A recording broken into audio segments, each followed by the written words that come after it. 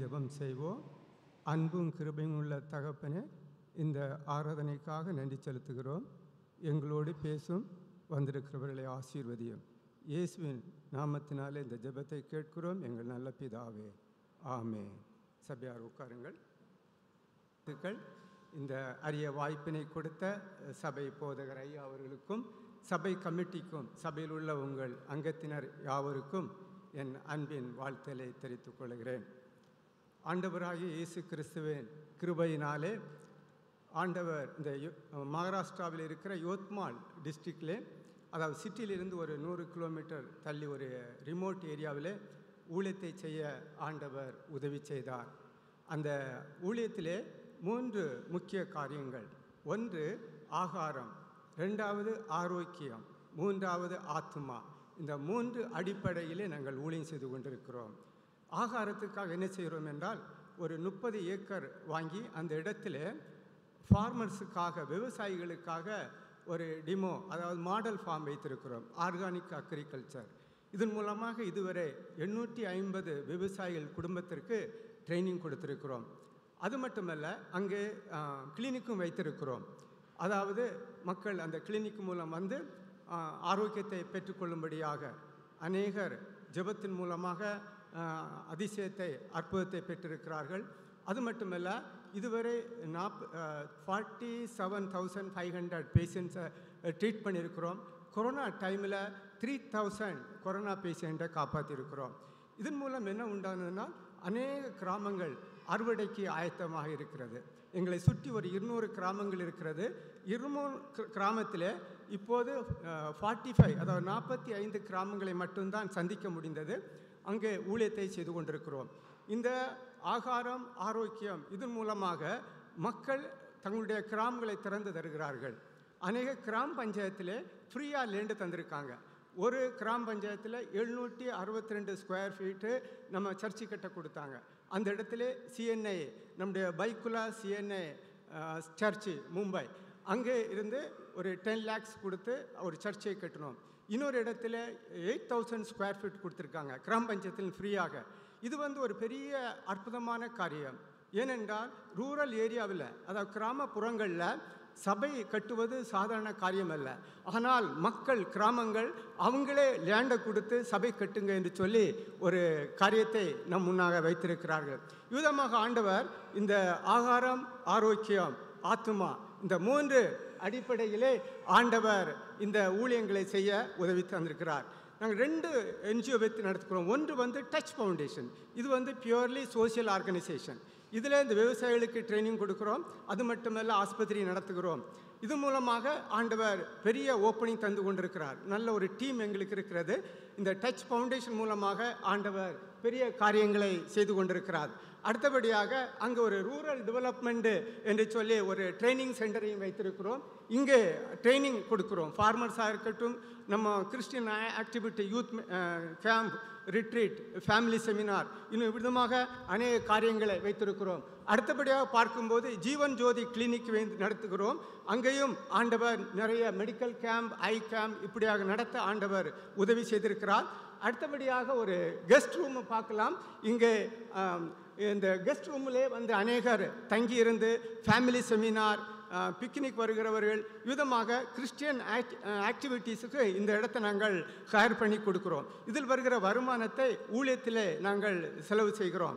அது மட்டுமல்ல, இங்கே வந்து அநேகர் வந்து புக்கிங் பண்ணி யூத் கேம்ப் நடத்துகிறார்கள், கிறிஸ்டியன் கான்ஃபரன்ஸ் நடத்துகிறார்கள், திருமணம் நடத்துகிறார்கள். விதமாக ஒரு சென்டர், ஒரு 30 ஏக்கர் உள்ள சென்டர். ஐயா சொன்னாங்க, நீங்கள் இங்கே சமயத்தில் லோனாவாலால் போகிற மாதிரி நீங்கள் நெக்ஸ்ட் டைம் பிளான் பண்ணலாம். நீங்கள் ட்ரெயின்லேயே வரலாம், ஒரு நைட் வந்தீங்கன்னா காலையில் வந்து சேர்ந்துடலாம். அடுத்தபடியாக நைட் ஏறி மறுநாள் வரலாம், அல்லது ஒரு 3 days கான்ஃபரன்ஸ் வைக்கலாம். உங்களுக்கு வசதி ஏற்றபடி புக் பண்ணலாம். அடுத்தபடியாக இருக்கிறது தான் நவஜீவன் கிறிஸ்து மண்டலி. இதில் வந்து ஒன்லி ஸ்பிரிச்சுவல் ஆக்டிவிட்டீஸ், அதாவது ஆன்மீகத்தை அடிப்படையாக கொண்டு நான் இந்த ஊழியத்தை செய்து வருகிறோம். நவஜீவன் கிறிஸ்து மண்டலி இதில் வந்து அண்டர் டி செக்ஷனில் செய்திருக்கிறோம். டி செக்ஷன் சொல்லும்போது ஒன்லி கிறிஸ்டியன் ஆக்டிவிட்டீஸ். 100% நாம் இதில் சுவிச ஊழியம் செய்யலாம், மிஷனரி ஊழியம் செய்யலாம். வருகிற வருமானங்கள், காணிக்கைகள், அதாவது சேரிட்டி கமிஷனில் கொஸ்டினே பண்ண மாட்டாங்க. ஆடிட்டில் 100% சர்ச்சுக்காக நம்ம யூஸ் பண்ணலாம். ஆனால் அநேக சர்ச்சஸ் வந்து இந்த செக்ஷனில் இல்லை. அதனால தான் இன்றைக்கி நிறைய லீகல் ப்ராப்ளத்தில் மாட்டிகிட்டு இருக்காங்க. அதாவது யோத்மான்லேயே முதல் முறையாக டி செக்ஷனில், அதாவது கிறிஸ்தவங்களுக்கு பெனிஃபிட் கொடுக்கக்கூடிய டி செக்ஷனில் அரேஞ்ச் பண்ணி இந்த இதை நவஜீவன் கிறிஸ்தி மண்டலியை நடத்தி கொண்டிருக்கிறோம். இங்கே ட்ரைபல் அங்கே உள்ள பிலிவர்ஸ்களையே நாங்கள் பாஸ்டராக ஆக்கியிருக்கிறோம். அங்கே 5 பாஸ்டர்கள், ஆர்டைன்டு பாஸ்டர்கள் இருக்கிறார்கள். இவர் எல்லாமே ஆதிவாசியில் இருந்து ஆண்டவரை ஏற்றுக்கொண்டவர்கள். அவங்களுக்காக ஆர்டினேஷன் கொடுத்து அவங்க சர்ச்சை நடத்துகிறார்கள். நான் இங்கே இருந்தாலும் இப்போது அவங்க ஆராதனை நடத்தி கொண்டிருக்கிறார்கள். இவங்க பிரபு போஜன், அதாவது நம்ம ஹோலி கம்யூனியன் கொடுப்பார்கள். அது மட்டுமல்ல, மேரேஜ் கண்டக்ட் பண்ணுவாங்க, டெத்து எல்லாமே இவங்களே கண்டக்ட் பண்ணுறது. முதல்ல நான் பண்ணிகிட்டு இருந்தேன். இப்போது அவங்களே பண்ணக்கூடிய அளவில் ட்ரெயின் பண்ணி ஆண்டவர் இந்த ஊழியங்களை செய்து வருகிறார். இப்போது அடுத்ததாக பார்க்கும்போது ஷிப்லா சென்டர், இது வந்து ஒரு பெரிய சென்டர். இங்கே வந்து ஒரு 4 கிராஸ் ரோடு, இதை சுற்றி ஒரு 45,000 மக்கள் பாப்புலேஷன் இருக்கிறாங்க. கிராஸ் ரோடில் இருக்கிறது. இந்த இடத்துல அந்த கேட்டு நீங்கள் பார்க்குறீங்க. அந்த கேட்டு ஒரு ட்ரக் வந்து மோதி, அதாவது பிரேக் இல்லாமல் மோதி அது உடஞ்சிட்டு அந்த இதுதான் அந்த கேட், அந்த சென்டருடைய கேட்டு. அந்த கேட்டு இப்போது இல்லை, இப்போது அது உடைந்து விட்டது இந்த கேட்டு. அடுத்து பார்க்கும்போது இந்த இப்போ பாருங்கள், இப்போ அங்கே கேட்டு கிடையாது. செகண்டு இதில் பார்க்கும்போது அடுத்தபடியாக பார்க்கும்போது அங்கே ஒரு கிளினிக்கு கூட நம்ம பண்ணுறோம். இந்த கிளினிக்குக்காக இந்த சென்டர், இந்த ஷிப்லா இதுக்கு தான் நாங்கள் ப்ரொப்போசல் இங்கே கொடுத்துருக்குறோம். ஒரு கேட்டு, ஒரு கிளினிக். அங்கே இருக்கிற சர்ச்சில் விண்டோஸ் இருக்குது, ஆனால் ஸ்லைடிங்ஸ் கிடையாது. ஆனால் கீழே வந்து இது மண் தர தான், அதில் இது கிடையாது, அதாவது டைல்ஸ் கிடையாது. இப்படிப்பட்ட சில வேலைகள் பாக்கி இருக்கிறது. இது ஒரு 10 lakhs மேலே செலவாகும். இது ஒரு ப்ராஜெக்ட் இருக்கிறது. இங்கு ஆராதனை பண்ணக்கூடிய மக்கள், இது வந்து இங்குள்ள விசுவாசிகள் வந்து ஆண்டவரை ஆராதிக்கிறதை நாம் இங்கே பார்க்கலாம்.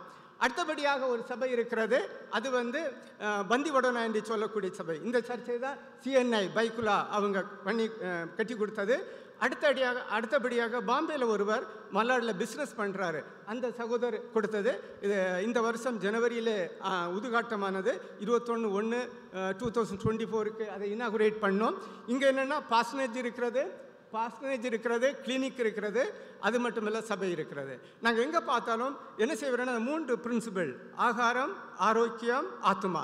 இந்த 3ஐயும் குறித்து கவலைப்படுவோம். ஆகவே சமாஜி, அதாவது கம்யூனிட்டி வந்து எங்களை நெருங்கி வருகிறாங்க. கம்யூனிட்டி வந்து நம்ம கையில் இருக்கிற மாதிரி இப்படி ஒரு அருமையான அறுவடைக்கு ஆயத்தமாக இந்த மக்கள், இந்த ஏரியா இருக்கிறது பார்க்கலாம். அது மட்டுமல்ல, அநேக லிட்ரேச்சர் எங்கள்கிட்ட இருக்கிறது. ஒரு 50,000 லிட்ரேச்சர் நாங்கள் வாங்கி டிஸ்ட்ரிபியூட் பண்ணிட்டு இருக்கிறோம். ஹெல்ப் ஃப்ரம் அபவ் என்று சொல்லுவோம். எல்லாமே Marathi. How to know God, இது வந்து ஆர் ஸ்டான்லி அவர் எழுதினது. Wonderful life of Jesus. அடுத்தது இஸ் கிரைஸ்ட் யூனிக், இது வந்து ஆர் ஸ்டான்லி அவர்கள். Second coming of Jesus, R Stanley அவர்கள் எழுதின இது ட்ராக்ட். அடுத்தது ஜான் காஸ்பல். இவைகளை நாங்கள் என்ன செய்கிறோம், கிராமமாக டிஸ்ட்ரிபியூட் பண்ணியிருக்கிறோம். அதன் மூலமாக இப்போது ட்ரைபல் மட்டுமல்ல, ஹை காஸ்ட் பீப்புளும் ஆண்டவரை ஏற்றுக்கொண்டு வருகிறார்கள். ஆகவே நமது இப்போது தேவை என்ன என்று சொன்னால், நம்முடைய தேவை ப்ரேயர் சப்போர்ட். நமக்கு ப்ரேயர் சப்போர்ட் தேவை இருக்கிறது. பாஸ்டர்ஸ் சப்போர்ட் தேவை இருக்கிறது. 5 பாஸ்டருக்கு, ஒரு பாஸ்டருக்கு 15,000 கொடுக்குறோம். அதற்கு சப்போர்ட் தேவை இருக்கிறது.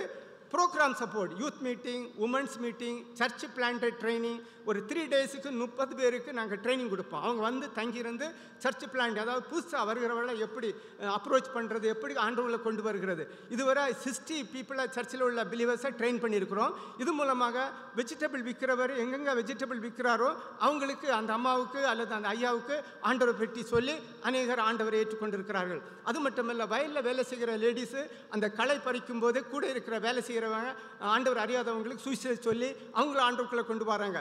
இப்படிப்பட்ட ஒரு ட்ரைனிங், ஒரு குரூப்பில் 30 பேருக்கு ட்ரைனிங் கொடுத்து இதுவரை 60 பேருக்கு ட்ரைனிங் கொடுத்துருக்குறோம். அது மட்டுமல்ல, children programme, leaders meeting. 22 leaders இருக்காங்க சர்ச்சில். ஆனால் 10 சென்டர்ஸ் இருக்குது. 10 சென்டர்ஸ்லையும் சேர்த்து 22 லீடர்ஸ் இருக்காங்க.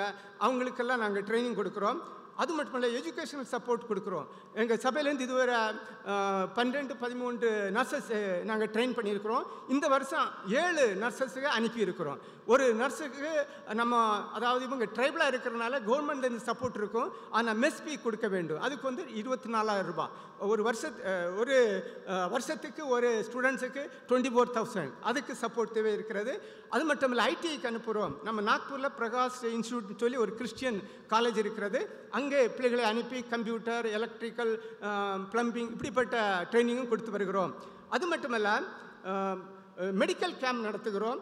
அந்த மெடிக்கல் கேம்பு ஒரு கேம்புக்கு 10,000 to 15,000 rupees எக்ஸ்பென்ஸ் ஆகும்.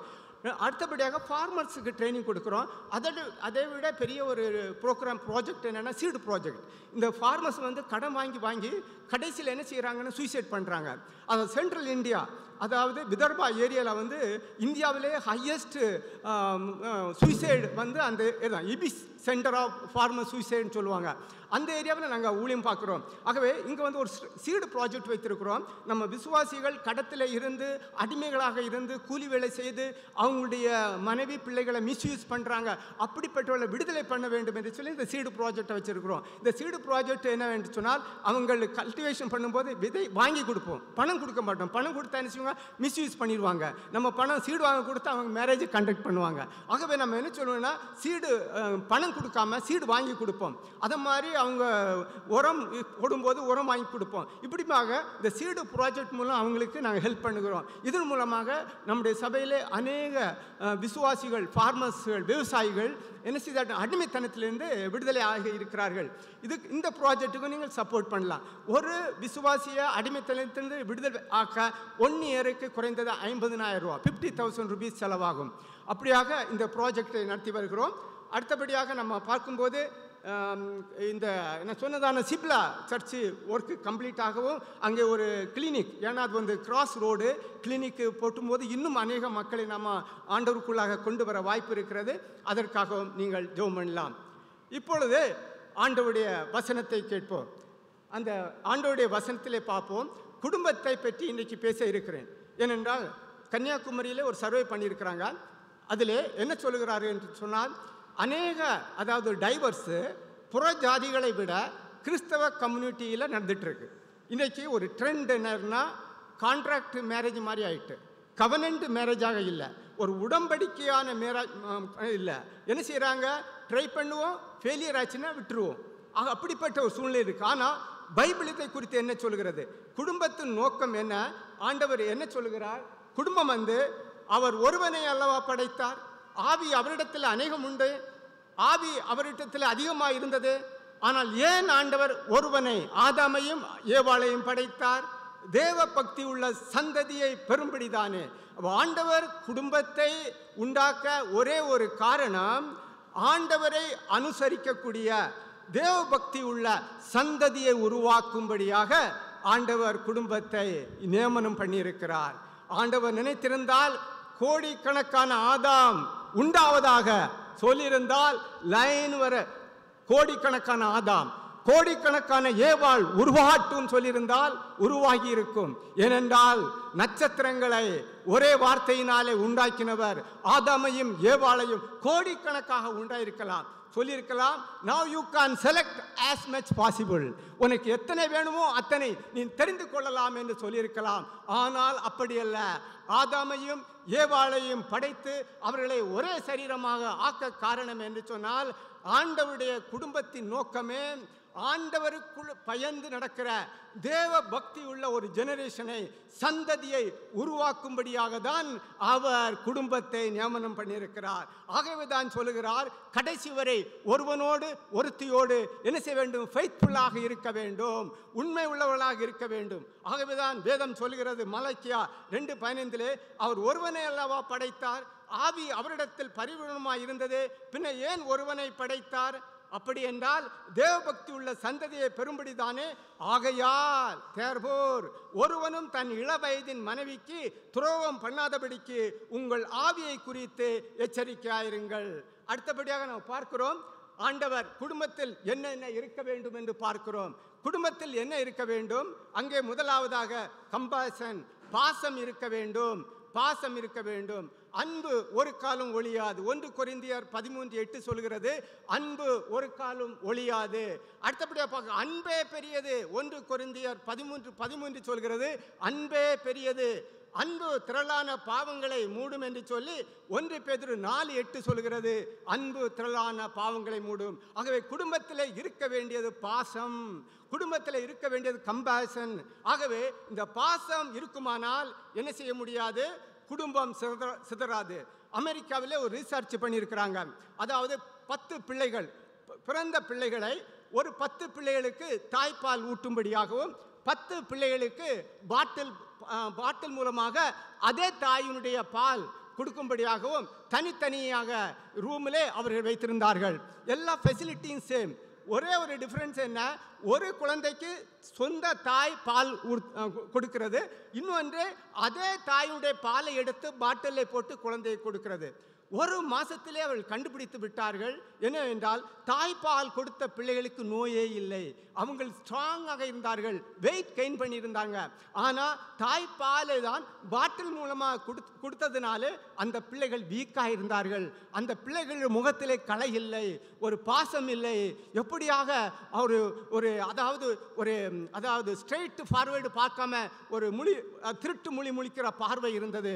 ஆகவே கண்டுபிடித்து விட்டார்கள், தாய் தன்னுடைய பாலை கொடுக்கும்போது பிள்ளை வளர்ச்சி மட்டுமல்ல, அந்த பிள்ளை அன்பு மட்டுமல்ல, அந்த பிள்ளை ஆரோக்கியமாக வளர முடியும் என்று சொல்லி கண்டுபிடித்திருக்கிறார்கள். இதெல்லாம் சயின்டிஸ்ட் கண்டுபிடித்திருக்கிறார்கள். ஆனால் நம்ம இந்தியாவிலையும் பாருங்கள், இன்றைக்கு பாட்டில் பால் கொடுக்கிறதை விட தாய்ப்பால் கொடுக்கிற பிள்ளைகள் புஷ்டியாக, ஆரோக்கியமாக, ஆசீர்வாதமாக இருக்கிறதை பார்க்க முடியும். ஆகவே குடும்பத்தில் இருக்க வேண்டியது முதலாவது பாசம். அடுத்தபடியாக இருக்க வேண்டியது என்னவென்று சொன்னால் கம்யூனிகேஷன். அதாவது பேச்சு சரியாக இருக்க வேண்டும். கம்யூனிகேஷன் எப்படி இருக்க வேண்டும்? பேசுகிறோம் ஆனால் புரிந்ததா என்று நாம் பார்க்கிறதில்லை. பேசுகிற பேச்சு புரியாமல் இருக்கலாம், பேசின பேச்சினாலே மிஸ் அண்டர்ஸ்டாண்டிங் ஆகிறது. சரியான communication இல்லாதனாலே, there is no proper communication. That is why so many families are broken. அதாவது நிறைய ஃபேமிலி புரோக்கன் ஆக காரணம் என்ன என்றால் கம்யூனிகேஷன் சரியாகவில்லை. சரியாக கம்யூனிகேஷன் செய்ய வேண்டும்.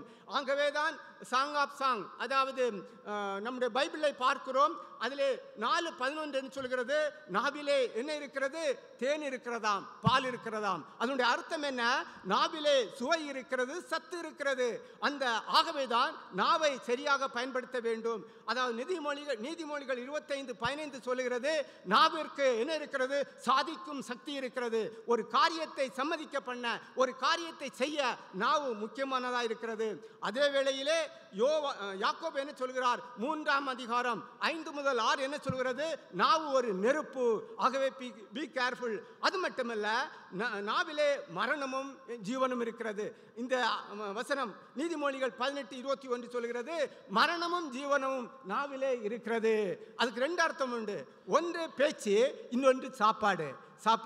அநேக வேளையிலே சாப்பிடும்போது கவனமா இருங்க. உப்பு அதிகமாக சாப்பிட்றீங்க, சுகர் அதிகமாக சாப்பிட்றீங்க, இதெல்லாம் நல்லதில்லை. எதெல்லாம் போலீஸ் பண்ணதோ அதெல்லாம் உடம்புக்கு கேடு. உப்பு எவ்வளோ அதிகமாக சாப்பிட்றீங்களோ கேடு.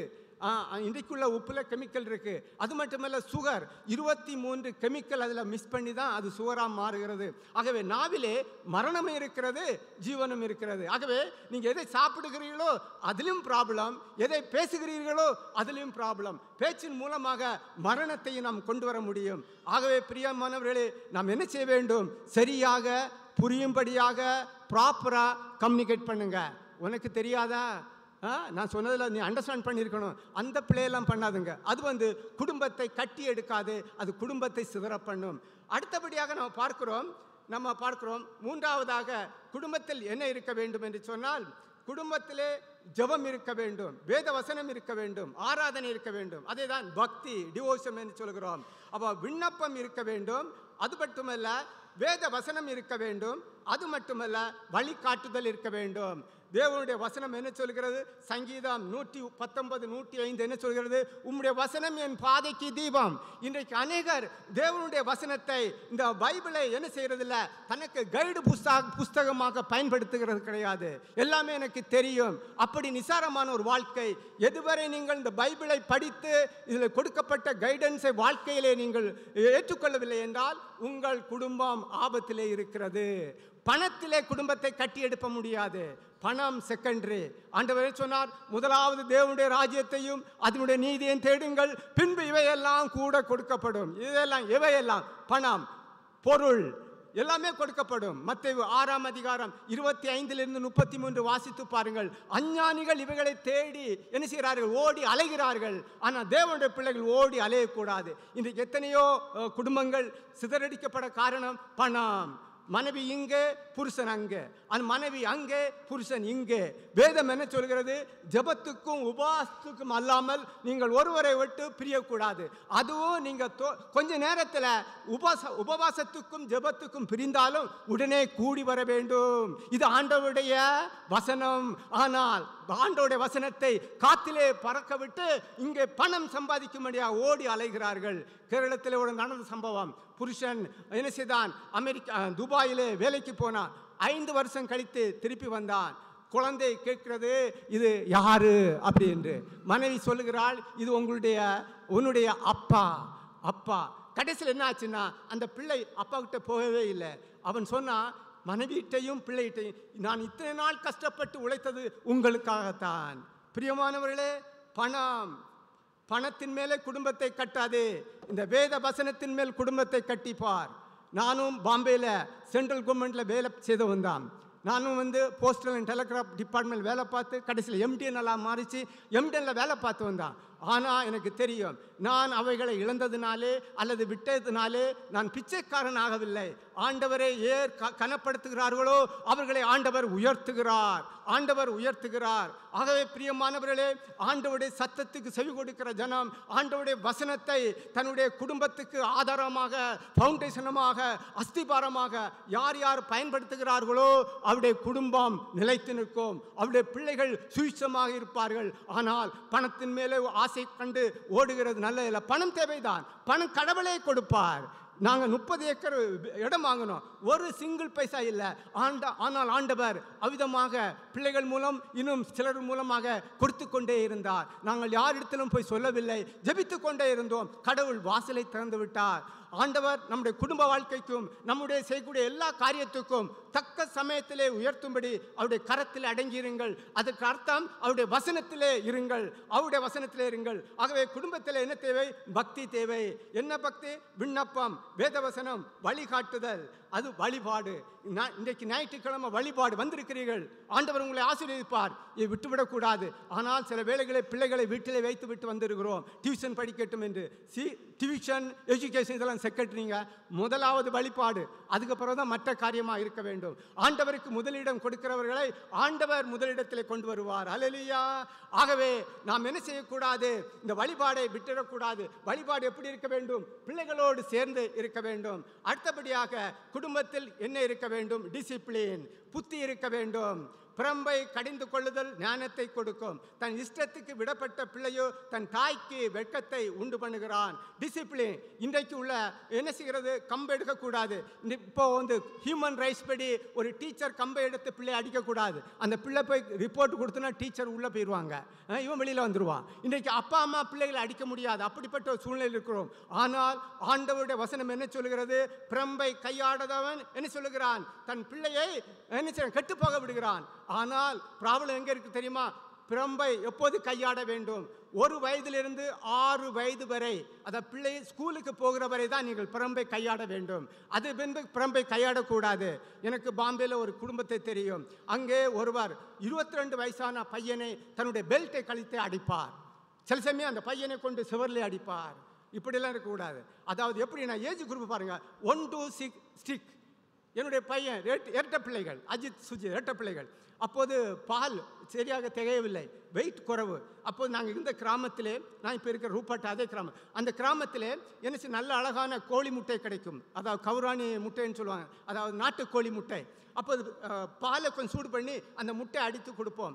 அவன் மூத்தவன் நல்லா குடிப்பான், இளவன் என்ன செய்வான், எனக்கு வாமிட் ஒன்று வாமிட் பண்ணுவான். அப்போ செகண்ட் டைம் சொன்னேன், பாரு திருப்பியும் தருவோம், நீ என்ன செய்ய போகிற, குடிக்க போகிற, குடிக்கல வாமிட் பண்ணேன்னா கொழுக்கட்டை கிடைக்கும் அப்படின்னு சொல்லிட்டு ஒரு நல்ல பச்சை கம்பை எடுத்து வந்தேன். அவன் செகண்ட் டைமே வாமிட் பண்ணிட்டான். கொடுத்தேன் ஒரு அடி கொடுக்குறத பாருங்க, எங்கே கொடுக்குறேன்னு தெரியுமா, இந்த இடம்.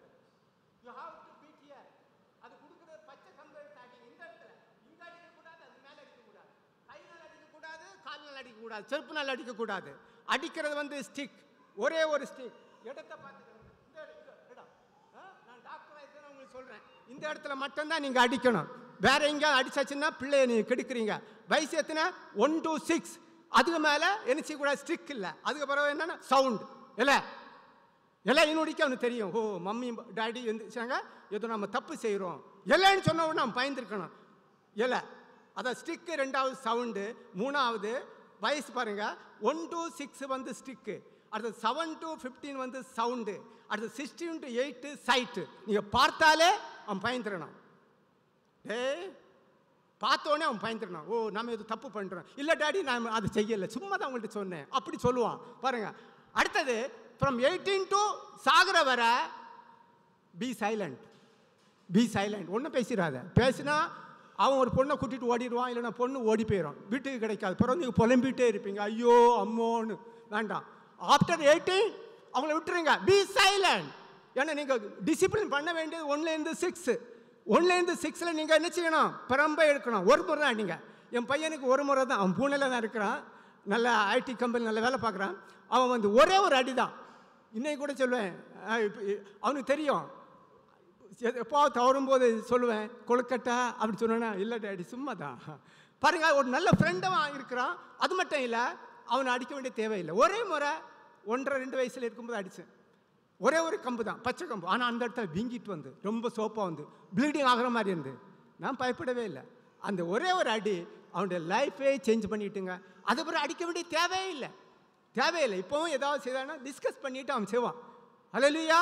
என்ன சொல்ல பார்க்குறேன், பிரம்பும் கடிந்து கொள்ளுதல் ஞானத்தை கொடுக்கும், தன் இஷ்டத்துக்கு விடப்பட்ட பிள்ளையோ தன் தாய்க்கு வெட்கத்தை உண்டு பண்ணும். டிசிப்ளின். டிவி மேலே டிசிப்ளின் இருக்கா? மொபைல் கொடுக்குறீங்க, பிள்ளைகள் அழுகிறான்னு சொல்லி இந்த ஸ்மார்ட் போனை நீ கொடுத்தீங்க, அதை விட முட்டாள் நீங்க தான். இது வந்து முட்டாளுடைய டிவைஸ். இந்த டிவைஸை வந்து பிள்ளைகள் அழுதுன்னு கொடுத்துறாதுங்க. உங்களை அப்படி கொடுக்கணுன்னா இந்த பட்டன் மொபைல் இருக்குல்ல, பட்டன் மொபைல், அதில் பாட்டு கேட்குறீங்கன்னா போட்டு கொடுங்க. பாட்டை லோடு பண்ணி அந்த பட்டன் எவ்வளோ அடித்தாலும் எங்கேயும் போகாது.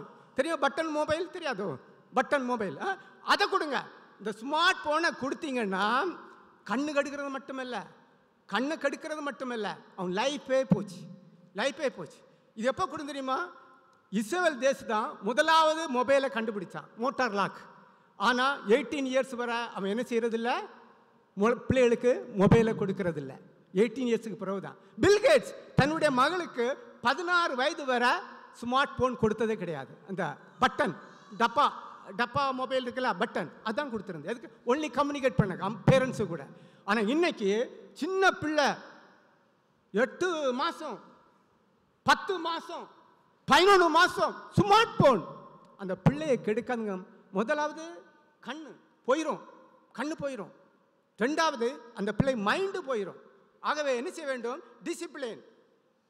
எதில் டிசிப்ளின்? எஜுகேஷனில் டிசிப்ளின், சபை காரியங்களில் டிசிப்ளின், காணிக்க போடுற டிசிப்ளின்.